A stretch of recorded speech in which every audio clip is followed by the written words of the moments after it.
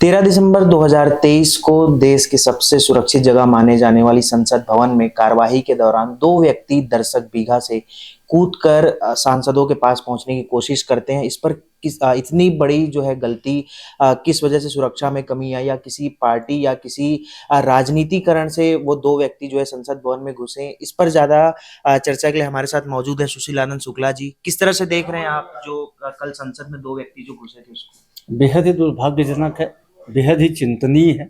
और देश के आम नागरिक भी चिंतित हुए हैं कि देश की सबसे सुरक्षित स्थान, और विशेष तौर पर ऐसे दिन जबकि संसद पे हमले की बरसी थी, उस दिन ऐसा जिस दिन की अतिरिक्त सुरक्षा लगाई जाती है, उस दिन कुछ लोग संसद भवन के गर्भगृह में आ जाते हैं और वहाँ पे वो न सिर्फ वहाँ पे आते हैं, हल्ला मचाते हैं। उन्होंने टीयर बम भी फोड़ा वहाँ पे। तो ये बेहद ही चिंताजनक स्थिति है। और केंद्र सरकार को, विशेष तौर पर केंद्रीय गृह मंत्री को तो नैतिकता के आधार पर तत्काल इस्तीफा देना चाहिए।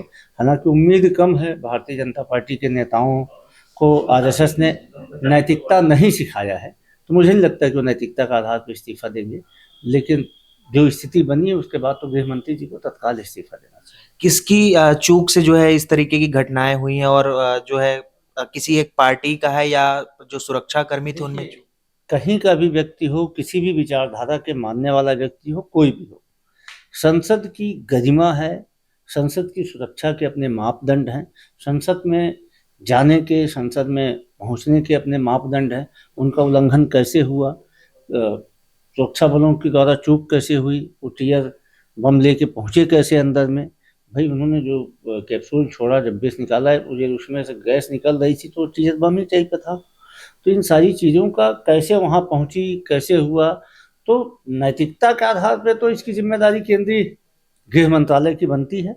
और हमारी मांग है कि केंद्रीय गृह मंत्री, जो स्वयं को इस देश का अब तक का सबसे ताकतवर व्यक्ति बताते हैं, वो इस्तीफा दें।